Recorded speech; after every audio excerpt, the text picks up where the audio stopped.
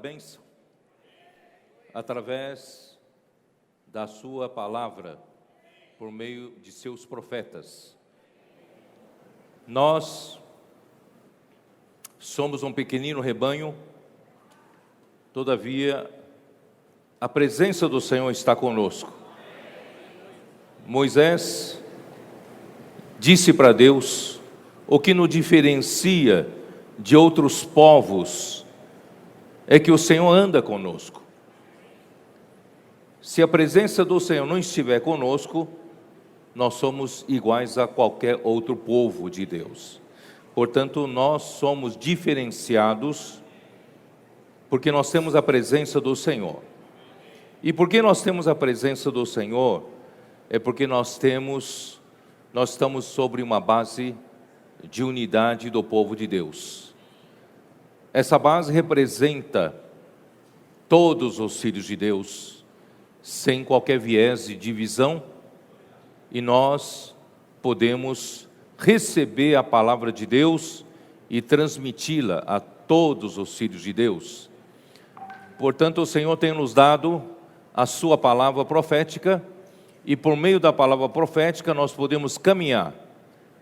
Na noite escura, nós temos uma luz, uma candeia que brilha para caminharmos na noite escura até que surja o sol nascente, a estrela da manhã. Nosso Senhor Jesus virá e nascerá em nossos corações. Portanto, irmãos, não tenham como agradecer ao Senhor pela sua fidelidade na sua palavra. O Senhor tem usado o nosso amado irmão Dong durante dezenas de anos, nos conduzindo com fidelidade, dando-nos a direção por meio da palavra e cuidando do rebanho de Deus. E estabeleceu um fundamento sólido entre nós, para que hoje pudéssemos caminhar e edificar em cima desse fundamento. Ó Senhor Jesus, nós temíamos que se na partida do irmão Dong, se o Senhor cessar de nos falar, de nos dar a palavra profética, por algum motivo, nós ficaríamos sem rumo, sem direção. E nós rogamos muito ao Senhor naquela transição. Mas o Senhor prometeu, como prometeu em Êxodo 33 a Moisés, que a sua presença irá conosco. E Ele nos dará descanso. Graças a Deus, o ministério da nova aliança é um ministério do Espírito. E o ministério da nova aliança é um ministério que não depende da nossa suficiência, pois a nossa suficiência vem de Deus. Não somos capazes nem de pensar alguma coisa. É por isso que Paulo, ele diz em 1 Coríntios capítulo 3, podemos abrir as nossas Bíblias, em 1 Coríntios capítulo 3,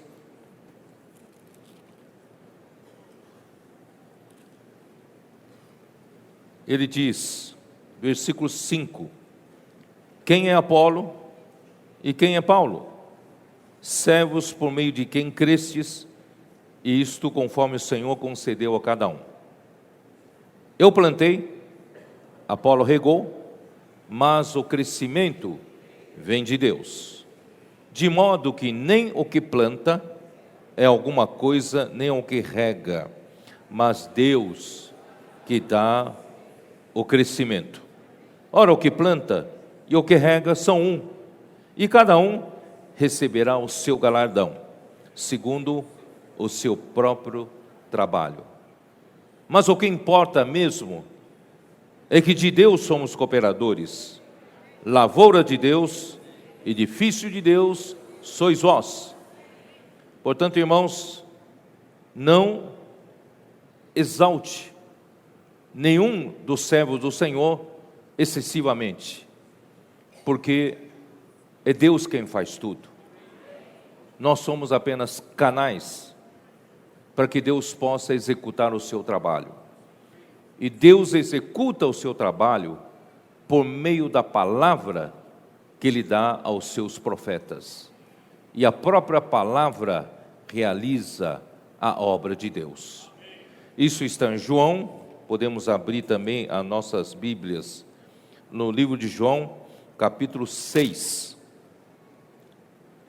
que diz assim: respondeu-lhe Jesus: a obra de Deus é esta, que creiais naquele que por ele foi enviado. O simples fato de nós cremos no enviado de Deus, nós ouvimos a palavra deste enviado como profeta de Deus, e como a palavra de Deus, como de fato é a palavra de Deus, e a obra de Deus é feita no nosso meio. Colossenses 2:13 descreve claramente como os colossenses ganhavam bênção do Senhor, e como a obra de Deus era feita no meio deles, por esse motivo. Colossenses 2, 1 Tessalonicenses 2, versículo 13. Outra razão ainda temos nós para incessantemente dar graças a Deus, é que tendo vós recebido a palavra que de nós ouvistes, que é de Deus, acolhestes não como palavra de homens, e sim como em verdade é a palavra de Deus, a qual com efeito está operando eficazmente em vós os que credes. A palavra profética sai, quem crê na palavra profética como a palavra de Deus, essa palavra opera eficazmente em quem crê. Portanto, irmãos, a igreja tem recebido muita bênção por meio da palavra profética, pelo fato de nós cremos com simplicidade e obedecemos essa palavra. Irmãos, Deus tem feito grandes milagres entre nós. Todos os itens da obra que Deus deu por meio do irmão Dong para nós, seja a editora Árvore da Vida para publicar os livros, transformar as mensagens em palavra escrita, seja o jornal Árvore da Vida em 89, começamos a publicar, em 91 o Expo Livro, que aqui na região, quando eu passei, desde Cataguás, depois Promédio para Piracicaba, e chegamos aqui, nós vimos o que o Expo Livro fez, levantando igrejas e ganhando irmãos para o Senhor. Irmãos, só que os nossos Expo Livros, por sucateamento dos ônibus, nós acabamos deixando parado por um tempo esse projeto. E no ano passado, no mês de setembro, nós tivemos um sentimento do Espírito de que precisávamos revitalizar ou ressuscitar esse projeto. Mas nós não sabíamos nem como, por onde começar. Só sabíamos que existia uma carreta que uma empresa fez e que não estava utilizando. E nós tentamos no passado comprar por várias vezes e essa empresa não nos vendeu. Mas quando nós começamos a orar a partir de setembro do ano passado e pedindo ao Senhor que o Senhor nos desse um caminho para ressuscitar esse projeto tão importante, de tanto valor e tanto resultado deu no passado. E em dezembro o Senhor já havia nos dado 3 carretas por 30 mil cada uma. Não paga nem as rodas, nem os pneus. Então, graças ao Senhor, o Senhor nos entregou esse presente na mão. Nós reformamos a primeira carreta Sudeste, já serviu a cidade de Campinas, São Paulo, e foi servir em Campo do Jordão, que é onde pessoas do Brasil inteiro, até do exterior, viajam para aquela cidade para passar a temporada de inverno. Ficamos 40 dias ali, onde e de lá nós descemos para Taubaté, por onde nós passamos desde Campinas, o Senhor fez grandes coisas. A palavra do Senhor foi divulgada e muitas pessoas passaram a conhecer o Instituto Vida para Todos, a editora Árvore da Vida, o Expolivro, o jornal e os nossos livros, até o Bucafé. Então, irmãos, graças ao Senhor, e depois nós não paramos. De Taubaté, nós fomos para São Carlos, de São Carlos fomos para Sertãozinho, perto de Ribeirão Preto, e de Ribeirão Preto nós fomos para Serra do Espírito Santo, e de Serra do Espírito Santo hoje nós estamos em Cataguases. E logo, logo estará esse Expolivro em Sete Lagoas. Irmãos, nós só temos que dar graças ao Senhor, que a mídia nos ajudou a divulgar, e nós queremos, irmãos, tornar conhecido o encargo que o Senhor deu para nós. E certamente, irmãos, não foi, o Espírito está conosco, nós, pelas nossas próprias forças, não teríamos como ter feito esse trabalho. Graças ao Senhor, que a mão do Senhor está conosco, e muitos milagres e sinais aconteceram. E não só o Expolivro Sudeste, o Expolivro Sul também foi reformado, um belo de um Expolivro, que começou em Chapecó, foi parar em Foz do Iguaçu, e vai dar o seu prosseguimento. Irmãos, e nós só temos que louvar o Senhor, por onde passa o Expolivro, rio da água da vida, passa por aquele lugar, e muitos viverão, né, viveram e viverão, por onde quer que passe o rio. E o Expolivro, a carreta do Norte, Nordeste, Sul, Centro-Oeste, ainda está em reforma. Pedimos oração de vocês. Os irmãos lá em cima estavam precisando de ajuda, e a equipe que reformou o Expolivro, a carreta da região sul, está subindo para ajudar a eles a terminar essa reforma, e logo, logo estará também percorrendo essas 3 regiões tão importantes. E nós também oramos ao Senhor para que, na verdade, cada uma dessas 5 regiões do Brasil tenha pelo menos uma carreta percorrendo, né, o Brasil, porque vale a pena, e as autoridades municipais estão nos apoiando, né, e o povo, né, de cada cidade nós contamos com a simpatia dele. Então, graças ao Senhor, o Senhor tem nos abençoado além do que pensamos e imaginamos. Imagina vocês, em setembro, o Senhor nos ressuscitou esse sentimento, nós orávamos sem nada na mão, e hoje, irmão, já é uma realidade. O Expolivro está percorrendo. E também a colportagem, aqui a região 6 era uma das regiões típicas, né, ícones da colportagem, assim como a região do Foz do Iguaçu. Mas vocês sabem que a colportagem convencional foi, né, o irmão Reinaldo, junto com os irmãos, promoveram muito bem, levantaram muitos colportores, todavia ainda carecia de nós acharmos um caminho correto. E graças ao Senhor, por meio ainda antes da partida do irmão Dong, os jovens que serviam o irmão Dong como cuidadores, e eles tomaram com simplicidade a palavra do profeta e desenvolveram um caminho, abriram um caminho novo, que nós chamamos de colportagem dinâmica. Irmãos, eles passaram com simplicidade, não munidos de técnica de venda, não. Eles foram com simplicidade, amaram a palavra do profeta, praticaram com simplicidade, praticaram com obediência à palavra. O Senhor os abençoou, abriu um caminho, que esse caminho, irmãos, sem eles saberem que a primeira coisa que eles faziam na abordagem era orar com as pessoas.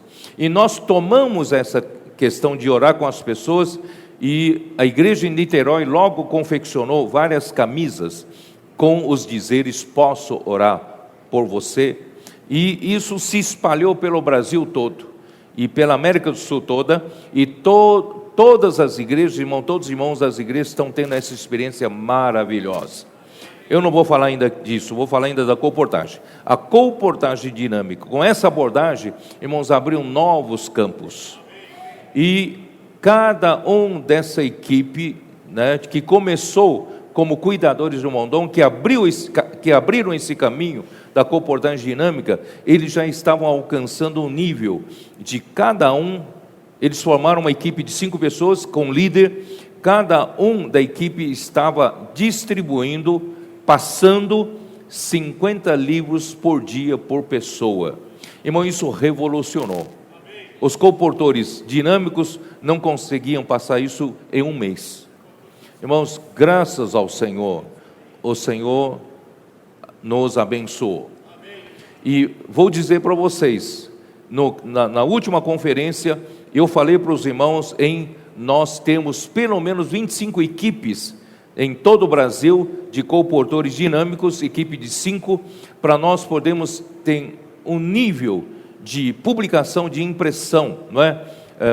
Muito bom. E graças a Deus o Senhor está nos dando quase 30 já equipes de comportores dinâmicos em todo o Brasil. Irmãos, só nesses últimos meses a editora teve de publicar mais de 400 livros em kits e depois mais de 400 livros em kits em alimento diário. O alimento diário agora está saindo em forma de kit, em 2 alimentos diários, de 4 semanas cada, e isso está saindo como água. As pessoas estão tendo acesso à palavra atual, profética. Irmãos, isso vai dar muito fruto. E nós, irmãos, em curto espaço de poucos meses, a editora imprimiu mais de 800 mil livros. Contabilizando o ano todo de 2019, provavelmente nós temos chegado a 1.500.000 livros publicados e distribuídos no ano de 2019. Coisa nunca pensada antes. E o Senhor está nos abençoando grandemente. Enquanto que as outras equipes estão tentando alcançar naquele padrão de cada um distribuir 50 livros por dia, a equipe original de Douglas, em Osasco, já estão duplicando a produção. Eles estão distribuindo, passando 100 livros por dia cada um. Estão duplicando, viu? Então, graças ao Senhor, que o Senhor está nos abençoando. Dali a pouco, irmãos, cada família brasileira, em poucos anos, em tese pelo menos, terá um livro nosso em cada lar. Isso não é o Senhor fazendo? E com relação ao posso orar por você, irmãos, as igrejas estão aderindo. Os irmãos estão gostando demais, irmãos, em poder pregar evangelho desse jeito. Antes a gente chegava uma pessoa, tentava pregar evangelho, a pessoa rejeitava. Mas agora você chega com, posso orar com você? Quem é que não precisa de oração nesse momento tão difícil, não é? Da nossa sociedade. Portanto, irmãos, todos se abrem para a oração. É a porta que nós precisamos para pregar evangelho, para deixar um jornal ou deixarmos um livro na mão dessas pessoas. Irmãos, tantas experiências dessa oração, tantos suicídios nós evitamos. Não sei se você sabe, nós não contabilizamos, irmãos. Se nós pudéssemos contabilizar de todos os que estão fazendo esse trabalho de oração, acredito, irmãos, que pelo menos um suicídio por dia nós estamos evitando. Semana passada eu estive em Cuiabá. Em Cuiabá, os irmãos saíram para pregar o evangelho. Posso orar com você, por você? E um dos comportores estava na mão, o último kit na mão. Ele então disse, e já tinha chegado a hora de ir embora. Ele falou, eu vou passar esse último livro, o último kit. Ele viu um carro parado, vidro fechado, e a pessoa estava no celular. Ele bateu no vidro, e a pessoa abriu, e ele disse, posso orar por você? E a pessoa arregalou os olhos, porque não esperava isso. Ele disse, pode. Ele começou a orar com a pessoa. Assim que terminou de orar, a pessoa disse, Deus mandou você para mim. Dá uma olhada no meu pescoço, olha, tem uma marca vermelha aqui, não tem? Tem. Hoje de manhã eu tentei me enforcar, e a corda não me aguentou, eu não consegui morrer. E eu estava nesse momento considerando o que fazer da minha vida, e você veio orar por comigo. Irmãos, coisas desse tipo estão acontecendo, não é coincidência, não é por acaso que as coisas estão acontecendo. Irmãos, o Senhor está nos usando. Nós somos a luz do mundo, precisamos levar essa luz às pessoas, não esconder a nossa luz. Nós somos o sal da terra, não podemos, irmãos, deixar a vida das pessoas tão sem sentido, sem prazer para viver. Irmãos, aí as pessoas não têm mais vontade de viver. Acho que foi até aqui na região uma senhorinha, não é isso? Que diz que tem um marido que lhe supria tudo, e 2 filhas maravilhosas, mas não tinha vontade de viver, e estava para se matar naquele dia também, quando foi contactado. Portanto, irmãos, as pessoas estão desesperadas, como ovelhas sem pastor, não é isso? Estão exaustas, né? Estão angustiadas, aflitas. Irmão, nós precisamos aparecer nesse momento. Nós não somos um grande grupo de milhões e milhões de pessoas para influenciar esse mundo. Nós somos poucos, mas esses poucos, irmãos, estão influenciando a sociedade, pela mão do Senhor e pela palavra profética. Então, antes estava muito preocupado que nós não estávamos fazendo nada com relação à sociedade, mas agora o Senhor está nos usando, tanto na comportagem, como no posso orar com as pessoas, né? Como também no Expo Livro. E o Bucafé, irmãos, nós ainda vamos revitalizar mais ainda. O Bucafé precisa aparecer para o público. Irmãos, todos esses itens, Jornal Árvore da Vida, Editora Árvore da Vida, irmãos, Grupo Familiar de Cuidado e Multiplicação, todos esses itens o Senhor está intensificando, porque o Senhor tem pressa para voltar. Nesses últimos 3 anos, nós restauramos o entusiasmo dos irmãos na vida da igreja, porque ainda em 2017, eu visitava algumas igrejas e via que as coisas não estavam bem. A velhice espiritual já se encontrava no nosso meio, os serviços nas igrejas eram burocráticas, faziam por obrigação, por escala. Mas, irmãos, graças ao Senhor, o Senhor começou a nos dar uma palavra sobre entusiasmo, excelência nos serviços, inclusão dos irmãos para o serviço. A partir dessa palavra profética, começou a mudar a vida da igreja.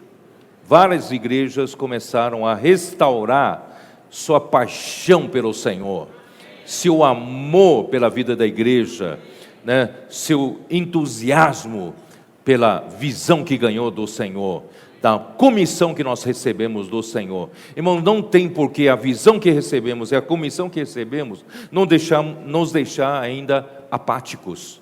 Não podemos ser apáticos, precisamos ser entusiasmados em Deus.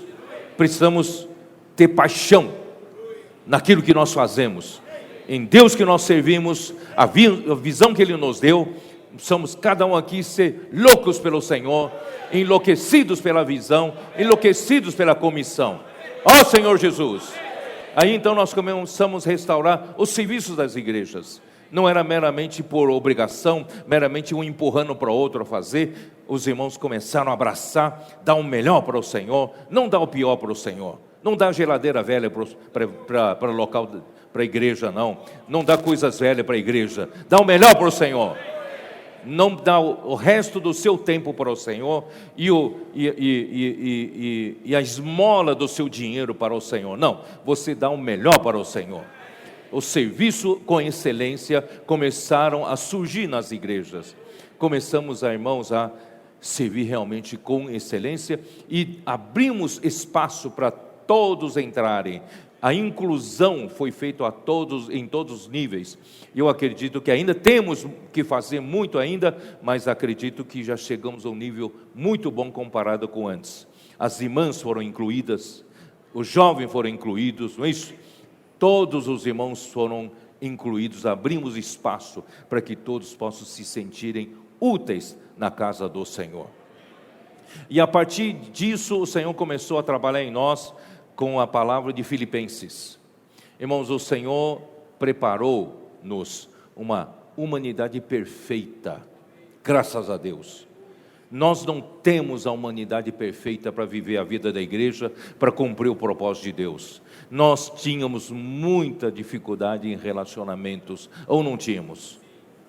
Os casamentos estavam com muita dificuldade. Os irmãos servindo junto nas igrejas com muita dificuldade. Nós tínhamos problema de toda sorte. Tínhamos problema de críticas, tínhamos problema de competições, tínhamos problema de disputa pelo poder, tínhamos problema de contendas, de ciúmes, de invejas, não é isso? Julgamento, um julgando o outro. Esse era, de certa forma, o ambiente geral nas igrejas. Mas, irmãos, graças ao Senhor pela palavra profética, as coisas começaram a mudar. Hoje, dificilmente, irmãos, eu vejo um falando mal do outro. Dificilmente eu vejo maledicência na igreja. Muito dificilmente a gente vê, não é isso? Um julgando o outro, um querendo derrubar o outro, puxando o tapete do outro. Nós começamos a ver, irmão, nós somos parte de um todo. Somos membros de um só corpo. E nós precisamos de todos os membros. Quando todos os membros vão bem, o corpo vai bem. Se o corpo vai bem, eu vou bem. Portanto, irmãos, não viva mais naquele ambiente antigo de querer puxar tapete um ao outro, querer falar mal um dos outros, porque você está atingindo você mesmo. Portanto, irmãos, mudamos o ambiente. Aleluia! A vida da igreja não tem mais aquele ambiente negativo. Nosso ambiente, irmãos, é positivo. Nosso ambiente é um suportar o outro, um orar pelo outro, né? Pedir perdão quando há motivo para pedir, perdoar também quando nós temos o que perdoar. Portanto, irmãos, o ambiente da igreja mudou e nós vamos prosseguir desse jeito. Aí o Senhor nos abriu o livro de Romanos, mostrando para nós toda aquela civilização pós-dilúvio, quando o pecado entrou, não é isso? As coisas demoníacas entraram, a violência entrou e a idolatria passou a imperar na humanidade. E idolatria até de nós até falamos que podemos estar fazendo de Deus um ídolo, no sentido de que Deus é o nosso empregado, Deus é o nosso servo para atingir o nosso objetivo, o nosso benefício, nosso interesse. Não, Deus não é esse servo, nós é que somos servos do Senhor. Nós adoramos a Deus, servimos a vontade de Deus, não Deus servindo a minha vontade. Não, isso é contrário, isso é inverso. Não deve acontecer isso. Deus é o nosso Deus único. A Ele nós devemos nosso serviço, honra, né? E todo o nosso labor é para fazer a vontade de Deus. Daí então o livro de Romanos começou a nos abrir, né? Desde a justificação pela fé, não é pelas obras da lei, e até a santificação e até a glorificação. E que a revelação da glória dos filhos de Deus irá libertar essa criação toda do cativeiro da corrupção. Nós é que vamos libertar. Portanto, irmãos, ontem, né, lá em João Monlevade, eu falei para os irmãos, eu comecei a comunhão falando sobre o mistério da vontade de Deus. O mistério da vontade de Deus era, a vontade de Deus estava oculta, escondida, ninguém sabia exatamente o que realmente Deus queria. Então, através dos seus apóstolos e profetas, e principalmente através do ministério de Paulo, abriu esse mistério para nós. Qual é o mistério da sua vontade? Que Deus quer reaver a sua autoridade nesta terra, porque com a rebelião de Satanás, a desordem entrou nesse universo, porque esse universo só existe uma autoridade verdadeira, genuína e absoluta, que é a autoridade de Deus que fez todas as coisas. Aí Satanás quis ser igual a Deus, quis ser concorrente de Deus. Ele estabeleceu uma autoridade das trevas, império das trevas. Com isso, irmãos, entrou caos no universo, confusão no universo, e entrou a corrupção no universo em todos os níveis. Mas Deus quer restaurar a ordem desse universo. Como restaurar a ordem desse universo? Deus mesmo, como Criador, Ele poderia muito bem mexer um dedinho assim, e mataria Satanás. Mas Ele, como Criador, Ele é grande. Ele não quer fazer esse trabalho, Ele quer usar a criatura para fazer isso. Por isso Ele criou o homem.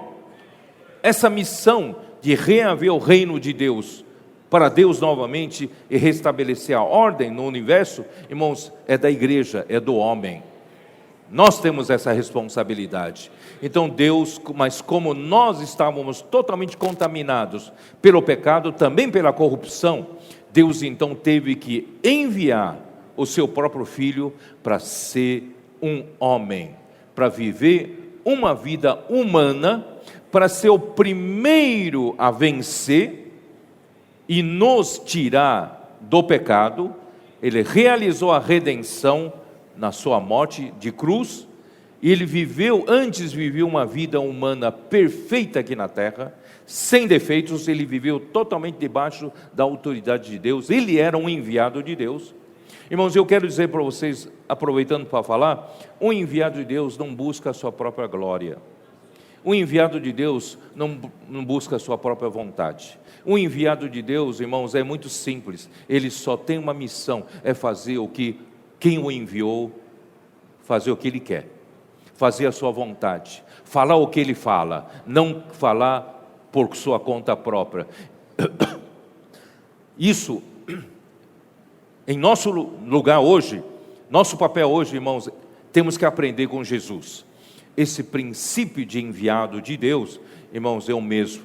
Nós não ousamos fazer a nossa vontade, não ousamos falar a nossa própria palavra, nós não ousamos agir por conta própria.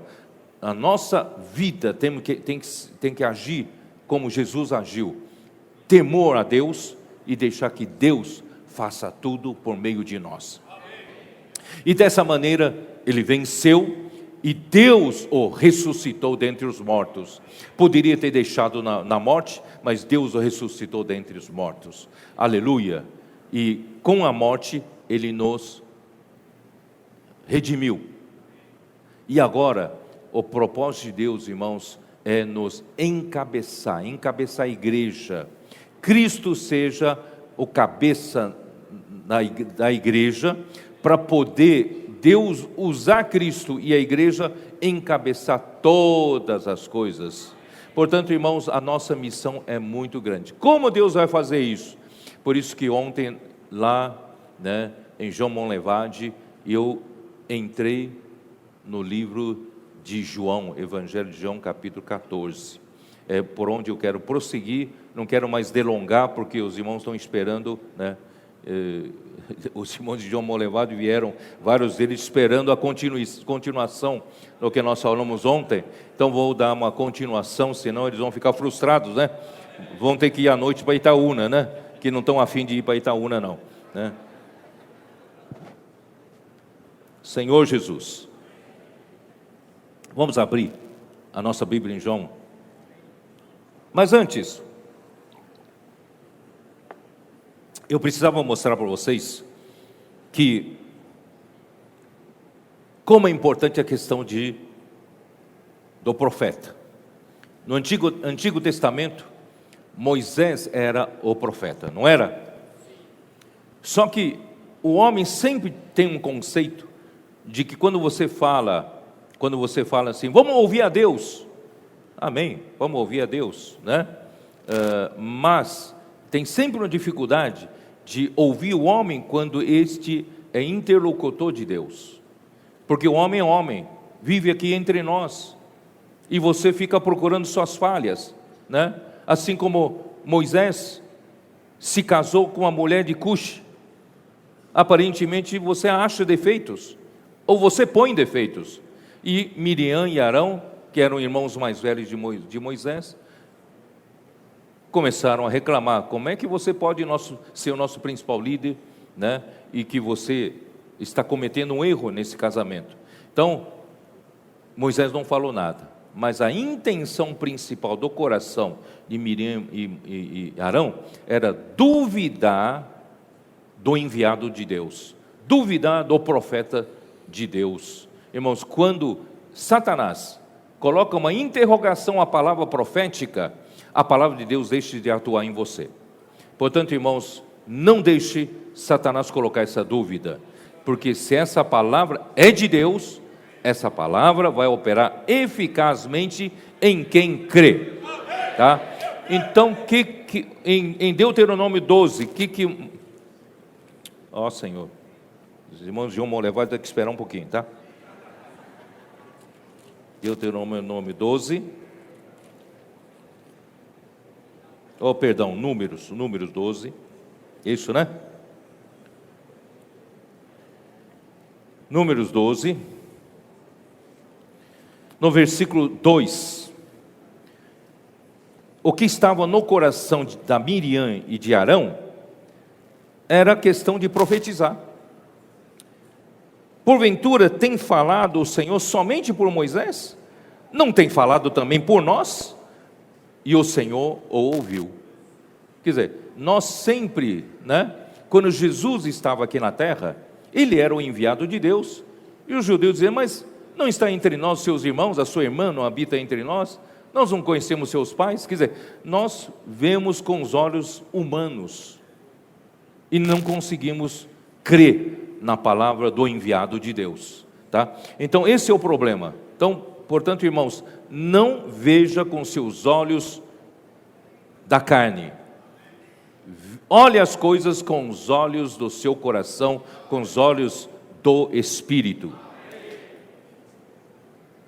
Era varão Moisés muito manso e mais do que todos os homens que havia sobre a terra.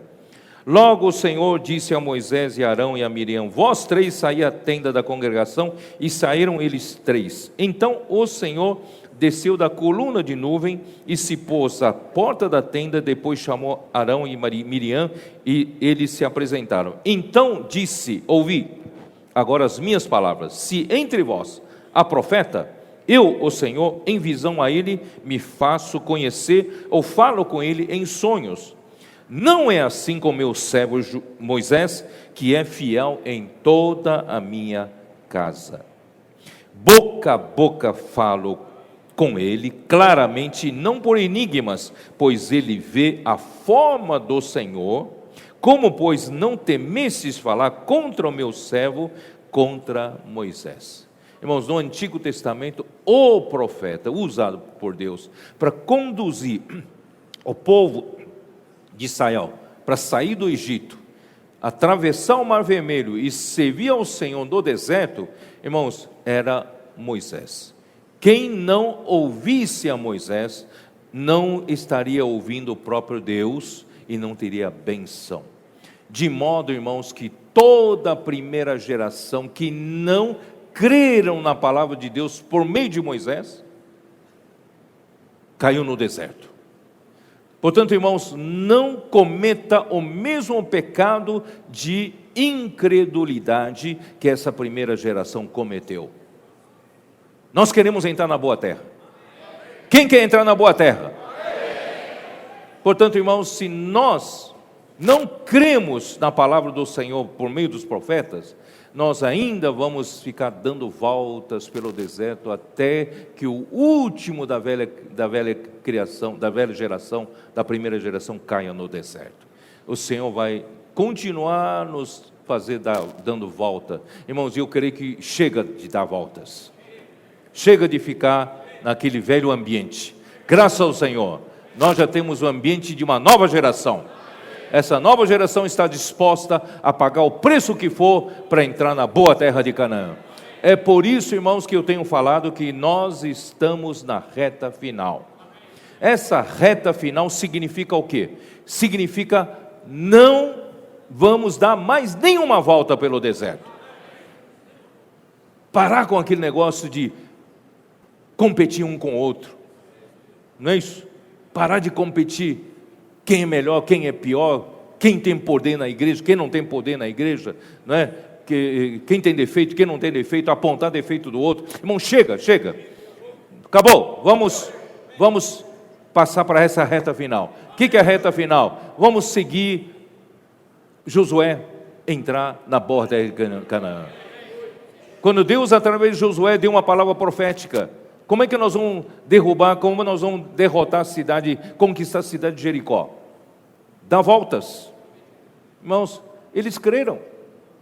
Que tática mais ridícula. Mas eles creram na palavra do profeta. E no 7º dia deram 7 voltas. Irmão, se você não tiver coração de fé, você iria dizer, mas que papelão estou fazendo aqui?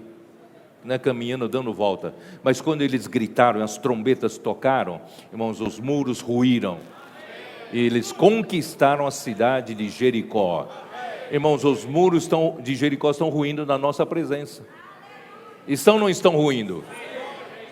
Você ainda tem medo de orar com as pessoas? Se você ainda tem medo, como eu tinha no começo, deixa escapar essa frase da sua boca. Posso orar por você? Quando você deixa escapar, você vai ter que orar, não tem jeito, tá? Aí você vai ter experiência maravilhosa. Portanto, irmãos, vamos crer, vamos ser simples, vamos ser obedientes, vai acontecer. Portanto, irmãos, o profeta Moisés era o profeta do Antigo Testamento, era o principal profeta do Antigo Testamento, e Deus já havia profetizado que ele suscitaria outro profeta no Novo Testamento, a nova aliança, não é isso? Semelhante a Moisés. Isso está em Deuteronômio 18, vou ter que deixar isso para vocês, senão vou embora e algum legado eu tenho que deixar aqui. Deuteronômio 18, versículo 15. Você sabia que em Deuteronômio, esse trecho da Bíblia é parte da lei? Isso faz parte da lei. A profecia sobre Jesus que viria como o profeta, semelhante a Moisés, na nova aliança, já estava profetizado e estava escrito na lei. Na lei. Os judeus têm essa lei, tá? Versículo 15 aqui faz parte da lei. O Senhor teu Deus te suscitará um profeta do meio de ti e de teus irmãos, semelhante a mim, a ele ouvirás. É ou não é? Jesus vai ser suscitado, né, quando no ministério da nova aliança, e a ele tem que ouvir. Segundo, tudo o que pedisse ao Senhor teu Deus em Horebe, quando reunido o povo, não ouvireis mais a voz do Senhor meu Deus, nem mais vereis este grande fogo, para que não morra. Então o Senhor me disse: falaram bem aquilo que disseram, suscitar-lhes-ei um profeta do meio de seus irmãos, semelhante a ti, em cuja boca porei as minhas palavras, e ele lhes falará tudo o que eu lhe ordenar. O profeta de Deus, Moisés, ou o profeta de Deus, Jesus, só pode falar aquilo que Deus ordenar. Os irmãos estão entendendo? Portanto, irmãos, quem profetiza tem que saber da sua responsabilidade. Não é falar o que o profeta quer. O profeta é obrigado a falar o que Deus ordenar, tá? De todo aquele que não ouvir as minhas palavras que ele falar em meu nome, disso lhe pedirei contas. Quem não ouvir a palavra profética, Deus pedirá conta a ele. Porém, o profeta que presumir de falar alguma palavra em meu nome que eu lhe não mandei falar, ou o que falar em nome de outros deuses, esse profeta será morto. Se disseres no teu coração, como conhecereis a palavra que o Senhor não falou? Quer dizer, Em outras palavras, como conhecerei que é a palavra que o Senhor falou? Ou alguém falou a palavra que o Senhor não falou? Né? Como conhecer? Sabe que quando esse profeta falar em meu nome, e a palavra dele se não cumprir, nem suceder como profetizou, esta é palavra que o Senhor não disse, com soberba a falou o tal profeta, não tenhas temor dele.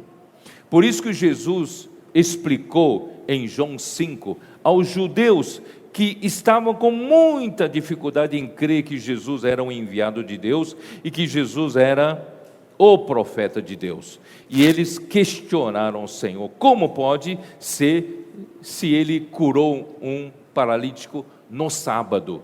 Ele violou o sábado, não é isso? E o Senhor falou para eles, mas, versículo 17, capítulo 5, mas ele lhes disse, meu pai trabalha até agora e eu trabalho também, eu não tenho culpa, Deus trabalhou e eu tenho que trabalhar, não é isso? Então, irmãos, eles estavam, na verdade, acusando o próprio Deus, né, que fez o sábado. Portanto, irmãos, esses judeus estavam com muita dificuldade de crer que Jesus era o enviado de Deus, Jesus era o profeta e trazia a palavra profética para eles. Deus foi tão misericordioso com os judeus que deu a preferência, prioridade, vindo primeiramente para os judeus, mas os judeus rejeitaram o profeta. Irmãos, que hoje a gente não rejeite a palavra profética, né? E como Jesus diz, como vou provar que eu sou esse enviado de Deus? Como vou provar que as palavras que eu digo são palavras de Deus, não de mim mesmo? Por isso ele diz assim no versículo 30, eu nada posso fazer de mim mesmo, na forma porque ouço, julgo, o meu juízo é justo, porque não procuro a minha própria vontade, e sim a daquele que me enviou. Essa é uma característica, a gente não faz a nossa própria vontade, mas a vontade daquele que nos enviou. Se eu testifico a respeito de mim mesmo, o meu testemunho não é verdadeiro. Quer dizer, os judeus querem que eu prove que eu sou o Cristo, eu sou enviado de Deus. Eu não posso dizer simplesmente eu sou e sou, não. E eu também não tenho carteirinha para mostrar, um documento para mostrar que eu sou o enviado de Deus, eu sou profeta. Então como vou provar? Aí que diz, outro é que testifica a meu respeito e sei que é verdadeiro o testemunho que ele dá de mim. Então precisa de outro para dar testemunho. Eu, porém, não aceito o humano testemunho. Digo-vos, entretanto, estas coisas para que sejais salvos. Então logo eles pensaram, você que está se referindo a João Batista, porque andou dando testemunho de que Jesus era o Cristo. Mas Jesus disse, eu não aceito o testemunho de João Batista, porque é um testemunho humano, e para que nós sejamos salvos, irmão, graças a Deus por esse princípio, porque senão qualquer um pode dizer por outro, ele é o profeta, ele é o enviado de Deus, e nós poderíamos ser enganados, não é verdade? Mas graças a Deus, Jesus não aceitou um testemunho humano. Mas então como provar? Versículo 36, mas eu tenho maior testemunho do que o de João. Que testemunho ele tinha para provar? Porque as obras que o Pai me confiou para que eu as realizasse, essas que eu faço, testemunham a meu respeito de que o Pai me enviou. Quer dizer, quem vai dar testemunho de que eu sou de fato o Cristo, o enviado de Deus? São as obras que Deus quer que eu faça. Na verdade, essas obras, irmãos, homem algum consegue fazer. Então, se Deus me confiou para fazer essas obras, e Deus mesmo faz essas obras, comprova que Jesus era o enviado de Deus. Então, irmãos, graças a Deus, que a palavra profética hoje estão se concretizando em todas as igrejas, não é? Tudo que nós temos profetizado estão acontecendo, estão sendo confirmadas por meio do quê? De muitos sinais e prodígios. Irmãos, é assim que Deus prova que essa palavra é de Deus. Por isso aí vem, irmãos, lá em últimos 2 versículos de Marcos, né? Marcos Marcos 16, versículos 19 e 20, eu faço questão de colocar nesse momento, que é importante. De fato, o Senhor Jesus, depois de lhes ter falado, foi recebido no céu e assentou-se à destra de Deus. Aleluia! Jesus, depois da ressurreição, Deus o alçou ao ponto máximo, à sua direita, acima de todo o principado, de toda a autoridade, de todo o domínio, todo o poder, e lhe deu um nome que está acima de todo nome. Irmãos, Jesus está num ponto mais alto, junto com Deus. Isso significa que a autoridade e o poder acima de Deus, acima de Cristo, não há. É o ponto máximo. Então, graças a Deus, que é por meio disso, irmãos, que Deus deu Cristo como cabeça para a igreja. E nós hoje somos o corpo desse cabeça que está acima de todo o principado e potestade. Portanto, irmãos, como igreja, não tema nenhum ataque de Satanás, nenhum ataque do inimigo, porque o nosso cabeça está acima de toda a autoridade. Mas ele não ficou lá em cima, ele também está aqui. E eles, quem? A igreja, eles tendo partido, pregaram em toda parte. Está acontecendo entre nós hoje. Pregaram em toda parte, cooperando com eles o Senhor. O Senhor coopera conosco. O que estamos fazendo não é a nossa capacidade, é o Senhor que está acima de todo o principado e potestade, está nas suas mãos toda a autoridade e o poder, Ele coopera conosco. E confirmando a palavra por meio de sinais que se seguiam. O Senhor está confirmando de que essa palavra profética veio de Deus. E com sinais e com... É isso, né? Com sinais que nos seguem, isso prova que essa palavra vem de Deus, tá? E mais um item, antes de avançar para João 14, ainda tenho que dizer que aqui em João 5, 6, os judeus não conseguiram crer. Então, os judeus não conseguiram realizar a obra de Deus, porque não creram na palavra do Senhor. E em capítulo 6, Jesus fez um milagre em uma multidão de 5.000 homens, não é isso?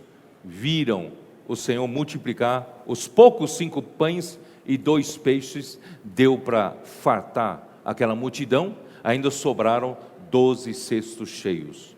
E com isso aquela multidão toda queria fazê-lo rei, porque imagina se nós tivermos um presidente da república que pode fabricar riquezas, já pensou? A gente não precisa mais trabalhar, né?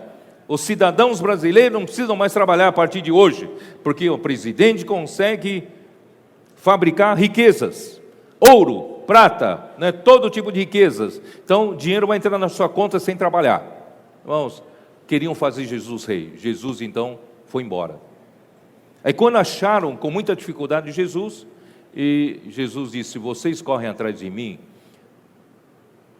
pelo pão que vocês se fartaram, não pela comida que não perece, não pela comida que subsiste para a vida eterna. E eu desci do céu, enviado por Deus, para vos oferecer o pão que veio do céu. Eu sou o pão que veio do céu, que desceu do céu. Eu quero dar uma comida que subsiste para a vida eterna. E começou a falar que ele era verdadeiro, a sua carne era a verdadeira comida, seu sangue era a verdadeira bebida. Quem comer da sua carne e beber do seu sangue terá vida eterna. Mas que discurso louco! E aqueles que estavam correndo atrás do pão, atrás do benefício, e hoje é a mesma coisa. Muita gente corre para Jesus por seu benefício, não é isso? Eu estou precisando de dinheiro, de prosperidade. Muitos empresários estão correndo atrás de Jesus por causa da prosperidade que prometeram a eles. Muitos estão correndo atrás de Jesus pela cura. Muitos estão correndo atrás de Jesus, não é isso? Por isso que tem até esse dogma: pare de sofrer. Jesus não veio para isso. Aí essa multidão toda, Jesus foi falando palavras, e falando palavra, cada vez mais difícil para eles. Então, os judeus primeiramente o rejeitaram. Depois, muitos dos seus discípulos o abandonaram. Não é isso? Duro era esse discurso. Irmãos, não conseguiram entender que Jesus veio fazer a vontade do Pai. E nós estamos aqui, irmãos, não pelo benefício oferecido para nós. A igreja está aqui, não porque o Senhor está satisfazendo os nossos interesses. Tem gente que fala, na igreja não me dá isso, não me dá aquilo, eu vou embora. Irmãos, nós somos uma igreja dos primogênitos. A vida da igreja deve ser composta daqueles que amam o direito de primogenitura. Não vendam esse direito por uma sopa de lentilha. Não venda por uma promessa de prosperidade. Não venda por uma promessa de cura. Irmãos, nós queremos fazer a vontade de Deus, pagando o preço que for. No fim, irmãos, todos aqueles que correram atrás de Jesus pelo pão, abandonaram a Jesus. Até os seus discípulos o abandonaram. E quando Jesus olhou para trás, só sobraram os 12. Jesus perguntou, vocês também querem ir embora? Pedro falou, a quem iremos? Se tu tens a palavra da vida eterna. Né? Então, irmãos, por que eu estou usando isso?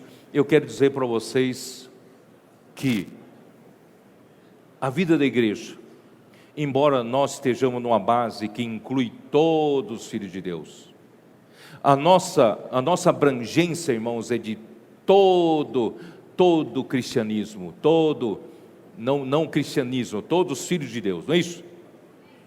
Mas, irmãos, nem todos os filhos de Deus estão dispostos a optar pela porta estreita. Nem todos os filhos de Deus estão dispostos a andar pelo caminho apertado. Muitos querem um caminho, uma porta ampla, não é isso? Uma porta larga e um caminho espaçoso, porque é muito mais confortável. Confortável para a alma, confortável para o corpo, confortável para a pessoa. Irmãos, por isso muitos vão para essa escolha. Mas, irmãos, nós somos diferentes.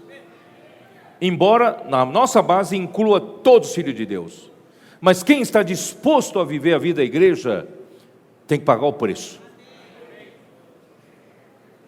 Nós lutamos pelo direito de primogenitura. Nós estamos aqui para fazer a vontade de Deus. Que a vontade de Deus seja feita por nosso intermédio. Se ninguém se preocupa com ela, nós nos preocupamos. Se for preciso dar a nossa vida, nós damos a nossa vida. Negar a nossa vida da alma, negamos nosso conforto, negamos nossos próprios interesses, até de enriquecimento. Irmãos, nós estamos dispostos a fazer a vontade de Deus. Aqui na vida da igreja, irmãos, não há lugar para fama, não há lugar para ter nome fã-clube. Aqui na vida da igreja, irmãos, não há lugar para a gente se enriquecer às custas da igreja. Aqui não há lugar para a gente ganhar poder, ganhar posição. Não, se você quer essas coisas, vai no outro lugar, porque aqui não tem. Aqui nós só nos damos ao Senhor, né, como sacrifício, colocamos-nos no altar. Nada para nós, tudo para o Senhor, para fazer a vontade do Senhor. Por que eu digo isso, irmãos? Porque esse é o espírito de João 13. João 13. Ontem eu falei em João Monlevade, mas eu não falei desse jeito. João 13 é o contexto para entrar no João 14, quando Jesus havia dito aos seus discípulos que ele iria sofrer e morrer, e ao terceiro dia ressuscitaria. E os discípulos entenderam que aquela era a última Páscoa que Jesus passaria com eles, e depois da Páscoa ele seria sacrificado. Portanto, os discípulos estavam todos entristecidos, muito tristes, porque não iam ter mais Jesus na companhia deles. Então Jesus pediu para 2 deles procurar um lugar, que na verdade já tinha determinado o lugar, foi no dono da casa, já preparou uma sala mobiliada para Jesus comer a última ceia da Páscoa com os discípulos, com os 12. E enquanto Jesus comia a ceia com os 12, Jesus disse: um de vocês irá me trair. Vocês se lembram dessa história ou não? E quando Jesus falou isso, todos ficaram apavorados. Quem é? Quem será? Quem será? E quando Pedro cutucou João: João, você que é muito próximo a Jesus, porque João sempre recostava a cabeça no peito de Jesus, né? Você que é muito próximo de Jesus, pergunta para ele quem é. Aí João perguntou para Jesus. Jesus disse: aquele a quem eu der um pão molhado. Não está aqui, não? Abra sua Bíblia em João 13. Aqui, versículo 25 diz assim: então aquele discípulo, reclinando-se sobre o peito de Jesus, perguntou-lhe: Senhor, quem é? Respondeu-lhe Jesus: é aquele a quem eu der o pedaço de pão molhado. Tomou, pois, um pedaço de pão e, tendo molhado, deu-o a Judas, filho de Simão Iscariotes. E após o bocado, imediatamente entrou nele Satanás. Então disse Jesus: o que pretendes fazer, faze-o depressa. Nenhum, porém, dos que estavam à mesa percebeu a que fim lhe dissera isso. Quer dizer, os outros discípulos não entenderam nada, porque isso não foi público, foi mais no particular que Pedro falou com João. Vocês entenderam? Então, nessa hora, Judas Iscariotes saiu para combinar em como prender a Jesus. Quem ficou lá? Estavam 11 discípulos com Jesus. Depois que Judas Iscariotes, quem ficou? Quantos ficaram? 11 dos seus discípulos ficaram. Por que eu estou querendo dizer isso, irmãos? Porque em João 17,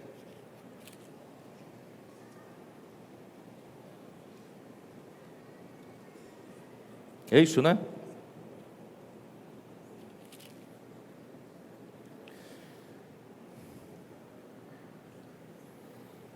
Versículo,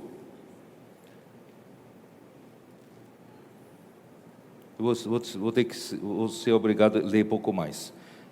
Versículo 6: manifestei o teu nome aos homens que me deste do mundo, eram teus, tu nos confiaste, e eles têm guardado a tua palavra.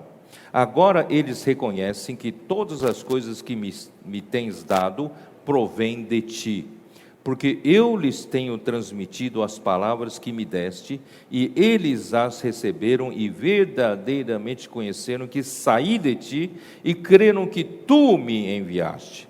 E é por eles que eu rogo, não rogo pelo mundo, mas por aqueles que me destes, porque são teus. Ora, todas as minhas coisas são tuas, e as tuas coisas são minhas, e neles eu sou glorificado.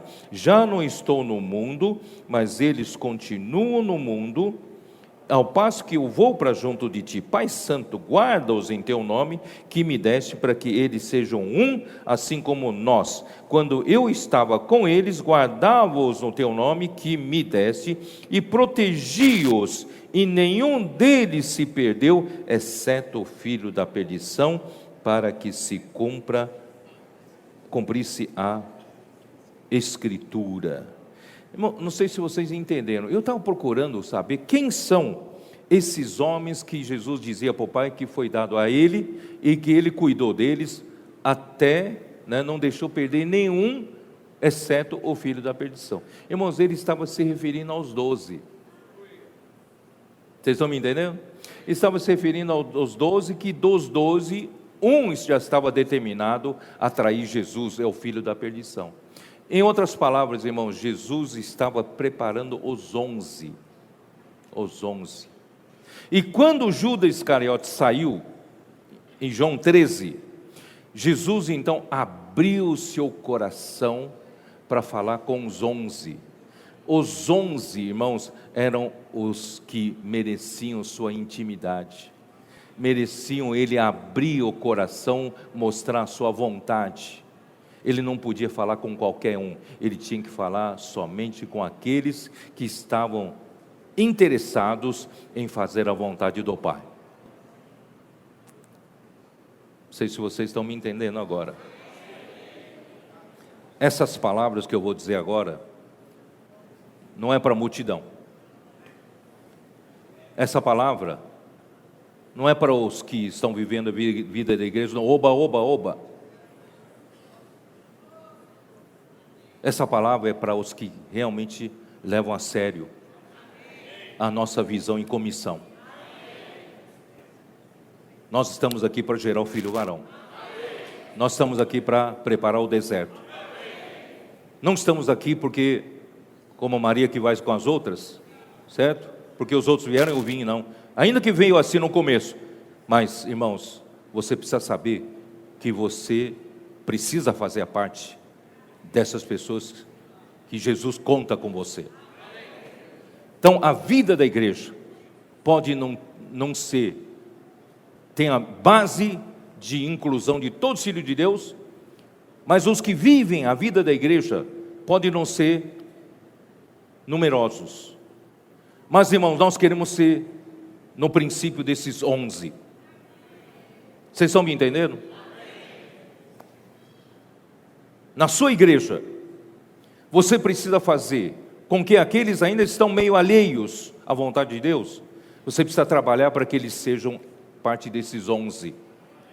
Fazer parte desses que conhecem a vontade de Deus.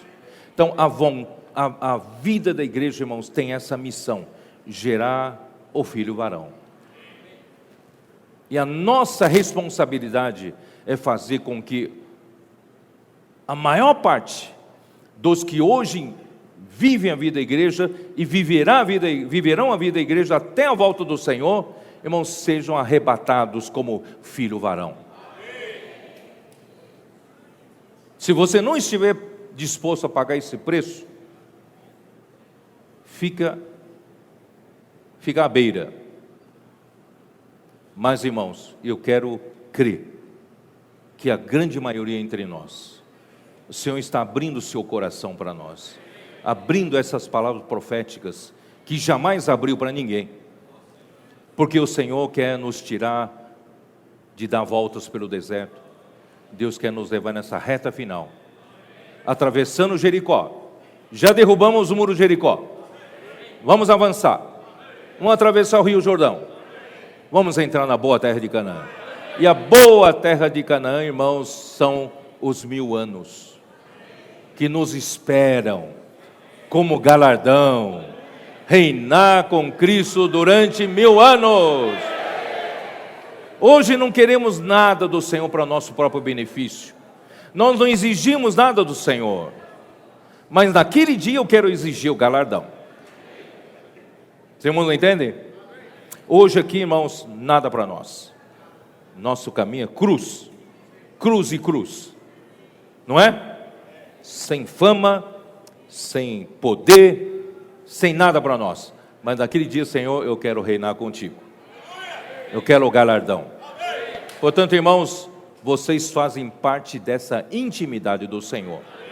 Então vamos começar, já que vocês são, então vamos começar com João 14. Não se turbe o vosso coração. De novo, tem um pouco tempo, né? Vou ter que prosseguir em Itaúna, viu, Toninho? Cadê o Toninho? Viu? Vamos ter que prosseguir.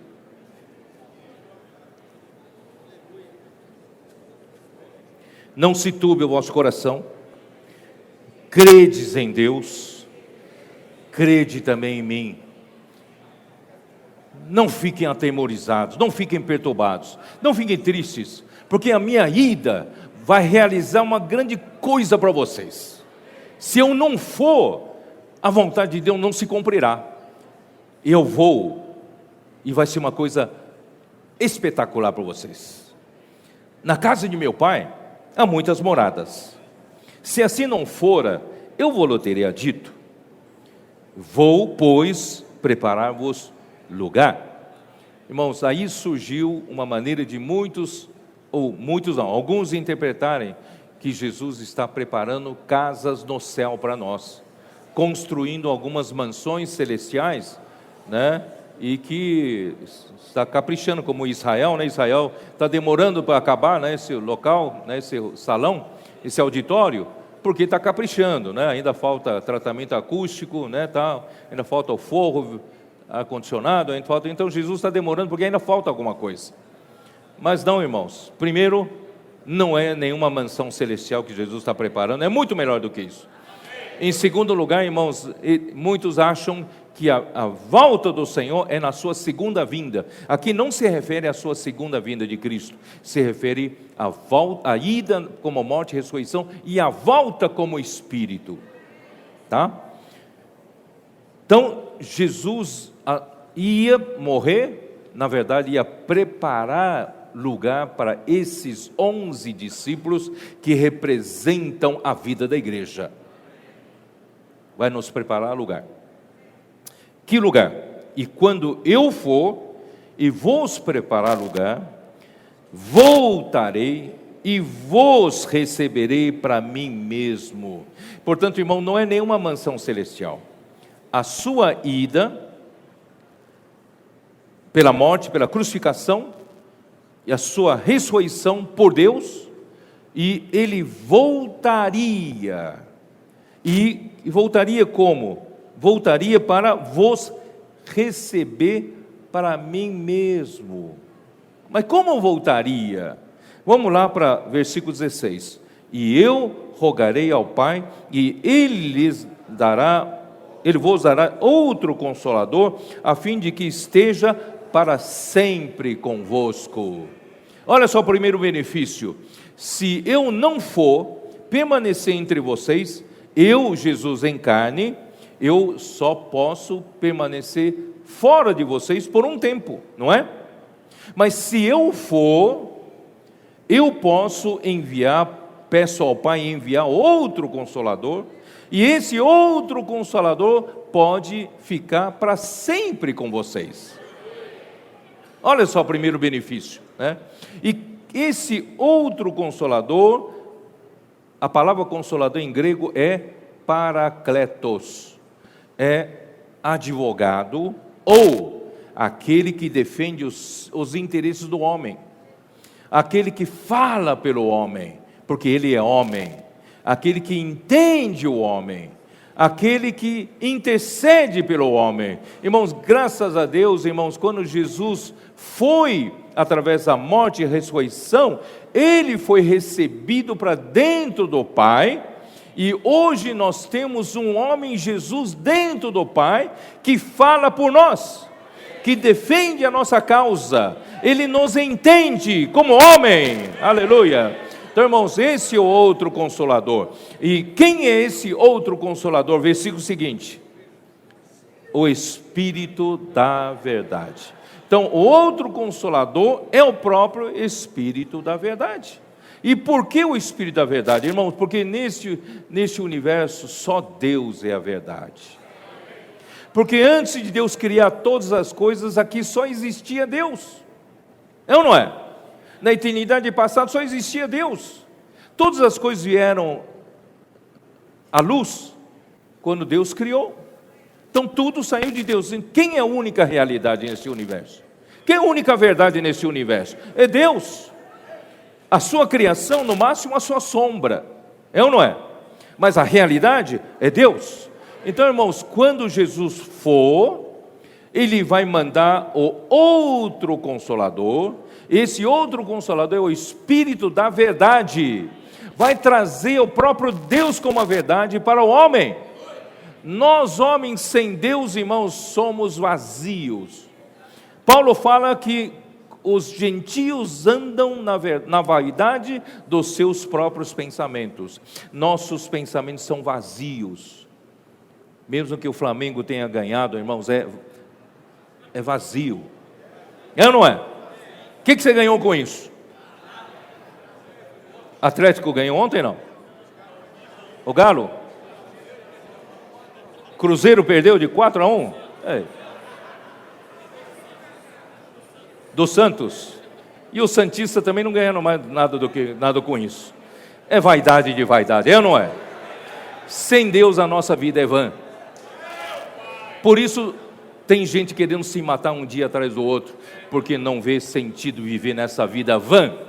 Mas graças a Deus, Jesus voltou em forma do Espírito da verdade, e a nossa vida tem sentido sim, porque Deus, como a verdade, está nos dando a consistência para viver. Não estamos mais na falsidade, não estamos mais na mentira, que o diabo é o pai da mentira. Nós não vivemos mais na vaidade, nós hoje vivemos na verdade. Aleluia! Esse Espírito da verdade que o mundo não pode receber, porque não o vê, nem o conhece. Ontem eu falei um pouco das coisas visíveis, das coisas invisíveis. Ouçam essa mensagem, eu não tenho tempo de falar sobre isso. O mundo não pode receber porque não o vê, nem o conhece. Vós o conheceis, porque Ele habita convosco. Jesus habitava com eles, não habitava, mas estará em vós. Aleluia! Esse outro Consolador e o Espírito da verdade é o próprio Jesus, que voltará em forma do Espírito.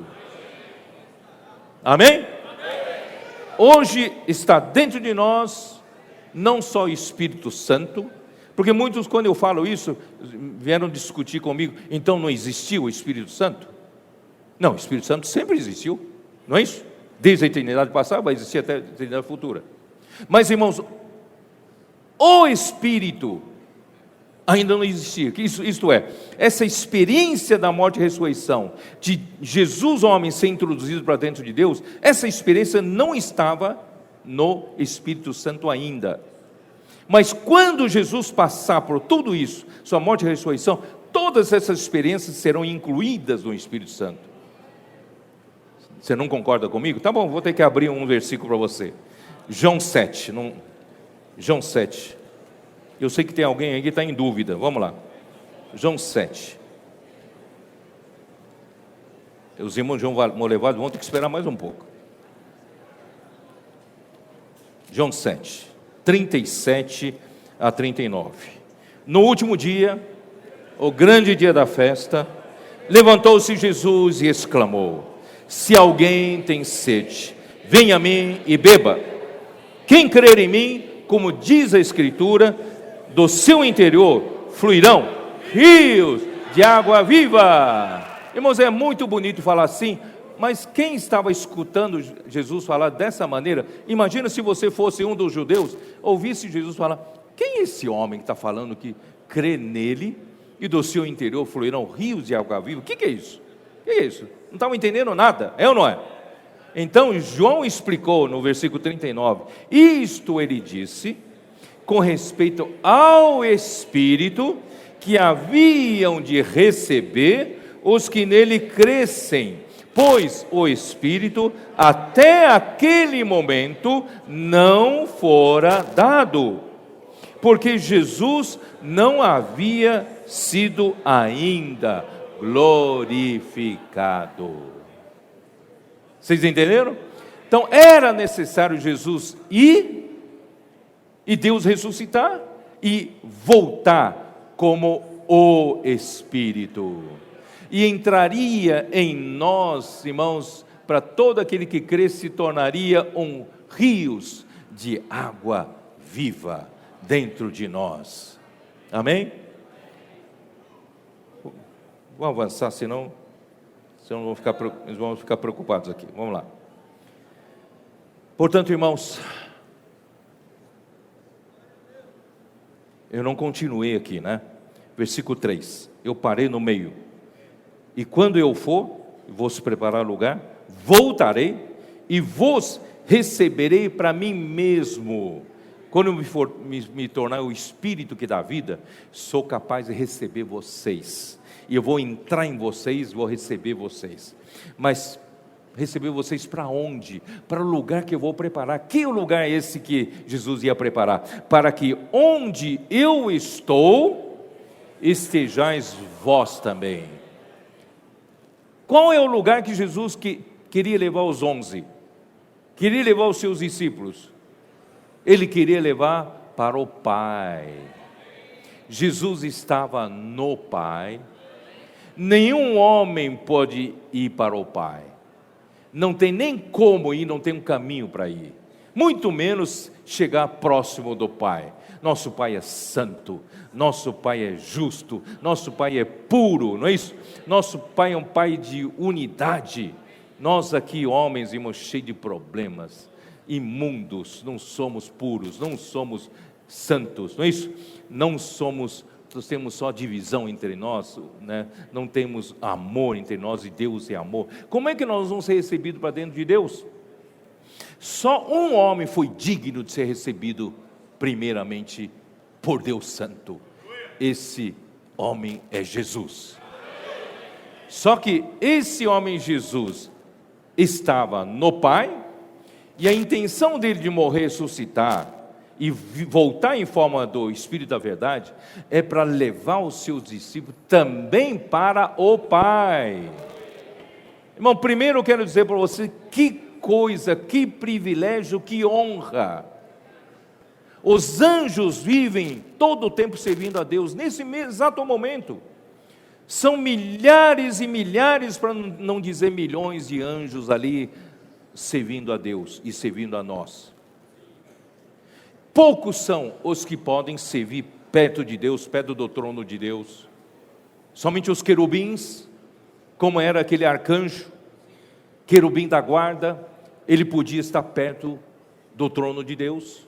Quem sabe alguns serafins, quem sabe alguns da liderança dos anjos, poderiam servir a Deus, porque Deus é grande demais, Deus é glorioso demais. Ninguém pode chegar muito perto dele, não. Mas, irmãos, Deus projetou, planejou, bolou uma economia que visa nos levar, homens, para a sua glória, levar os homens para Ele mesmo. Irmão, que coisa louca é essa? Nós perto de anjos, irmãos, eles são todos bonzinhos, nós somos tudo rebeldes, não é ou não é? Inimigos de Deus. E Deus planejou nos receber nele mesmo, fazer parte dele. Você acredita ou não acredita nisso? Irmãos, esse é o processo pelo qual Paulo falou, né? Nem olhos viram. Eu vou ler, senão vocês vão dizer que eu estou inventando. Vamos lá, 1 Coríntios.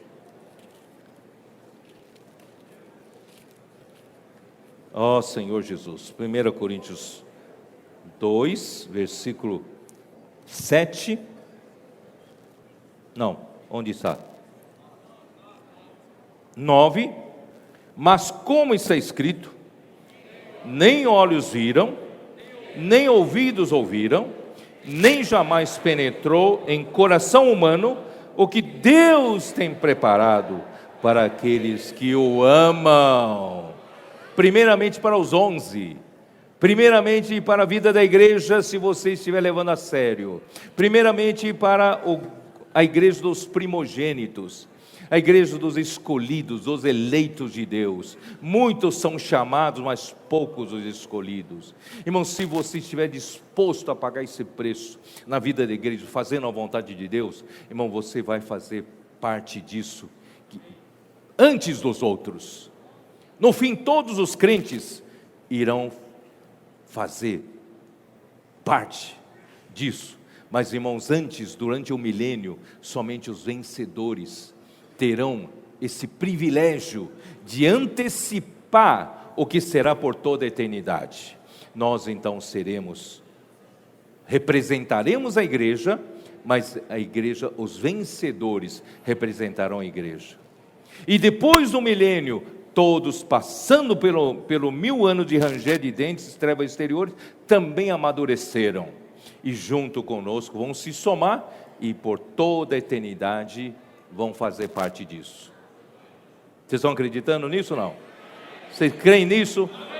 Ó Senhor Jesus. O que Deus quer? Versículo 7. Mas falamos a sabedoria de Deus em mistério, outrora oculta, a qual Deus pré-ordenou desde a eternidade. Para o quê? Para a nossa glória.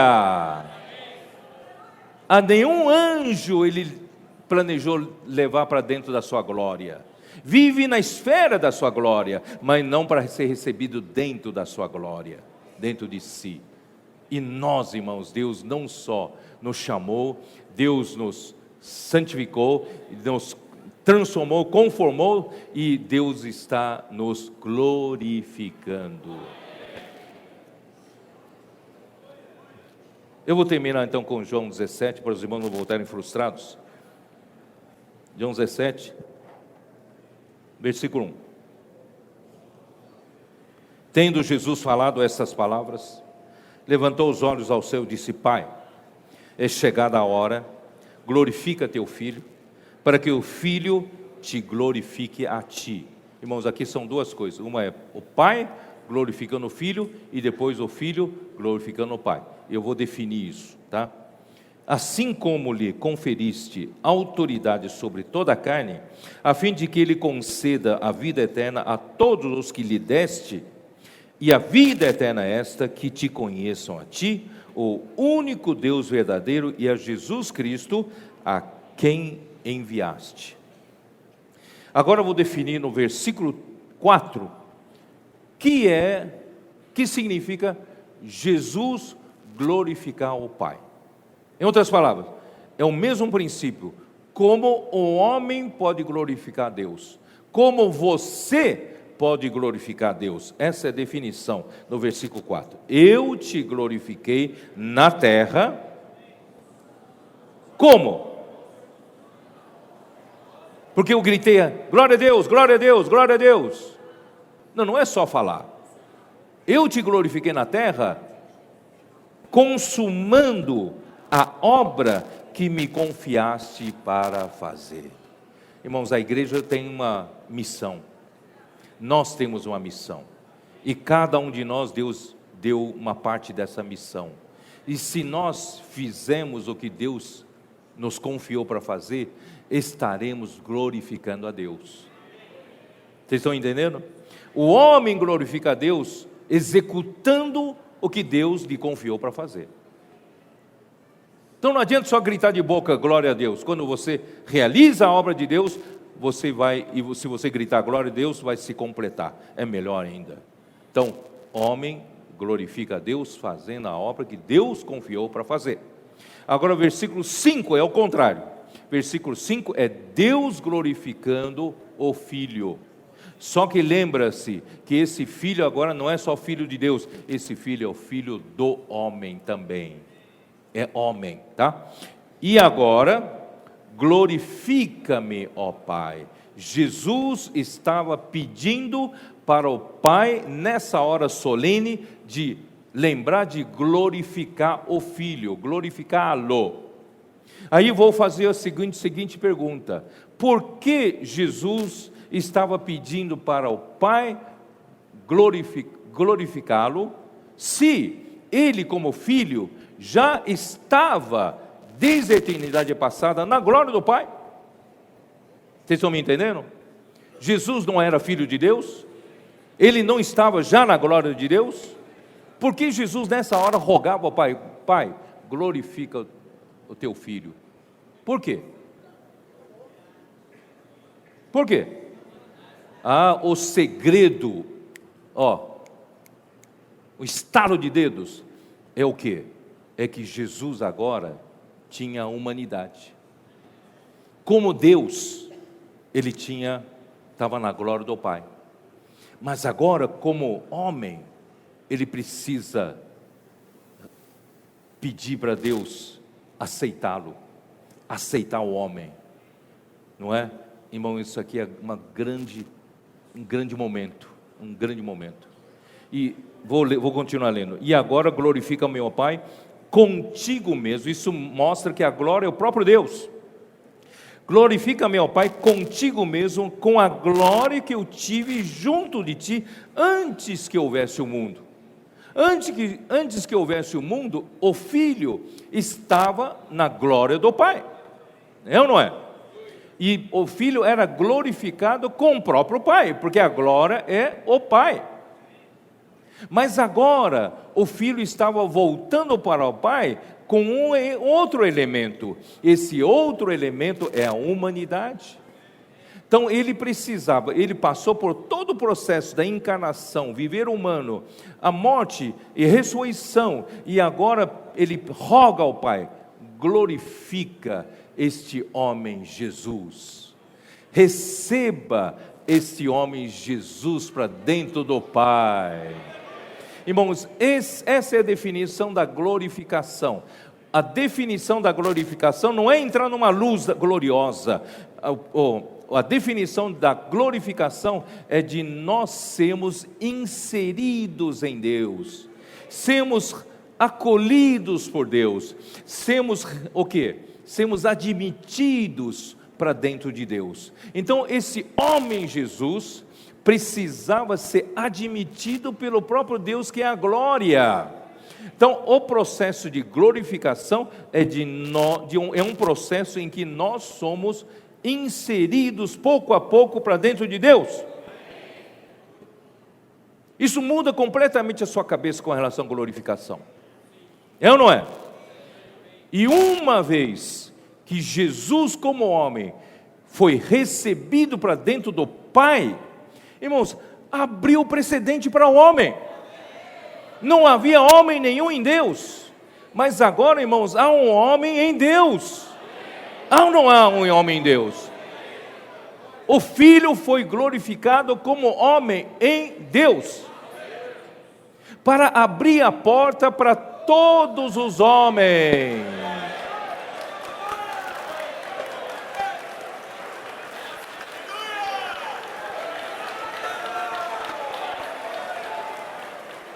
É para soltar rojão. Não é quando o Atlético ganha, nem quando o Cruzeiro ganha. É para soltar rojão. Quando Jesus foi admitido para dentro do Pai. Hebreus 2 fala que Ele se tornou o nosso autor da salvação. Por que autor da salvação? Porque Ele foi admitido como homem, foi coroado de glória e de honra, como homem, admitido para dentro do Pai, para a sua glória. E agora Ele tem uma função, a função dele é conduzir os muitos filhos de Deus à glória. O nosso destino é a glória. E a glória não é só uma luz resplandecente. A glória, irmãos, é ser admitido para dentro de Deus. Eu não preciso falar mais nada, preciso? Irmãos, é para você não dormir essa noite. Quando eu falei lá na estância, eu fiquei louco. E estou louco até hoje. Essa visão tem que nos cativar, tem que nos dominar, de nós darmos a nossa vida pelo Senhor. Fazemos parte da igreja dos primogênitos. Quando o mundo vem oferecer o prato de lentilha, quando Satanás vem oferecer fama, dinheiro para você, irmãos, nada supera essa visão. Essa visão da glória de Deus, irmãos, nos conquistou. Pelo menos me conquistou. Irmãos, eu tenho esperança de levar o rebanho de Deus, saindo do deserto, em direção à nova terra, boa terra de Canaã. E junto com vocês, com um grupo de vencedores, nós vamos entrar e desfrutar da glorificação antes dos outros. Você quer ter essa experiência? Quem vai reinar juntamente com Cristo durante 1000 anos, irmãos, já terão sido transferidos para dentro de Deus. Porque até então lá, irmãos, nós não precisaremos mais voar em aviões para servir a Deus. Nós estaremos em outra dimensão. Ó Senhor Jesus. Se você quer isso, irmãos, vamos nos esforçar, praticar a palavra profética, crer na palavra do Senhor, ser simples, saia por aí, posso orar por você, prega o evangelho, distribua livros, a palavra escrita, palavra do reino, o evangelho do reino, viva a vida da igreja, né? Leva esse evangelho a se expandir em todas as cidades aqui de Minas Gerais e do Espírito Santo. O Senhor abençoe vocês. Eu creio que muito tem feito, e esse auditório novo é para isso. Não é meramente para a gente admirar que é auditório bonito, né? Mas esse auditório novo é para nos fazer cumprir a vontade do Senhor. Jesus é o Senhor.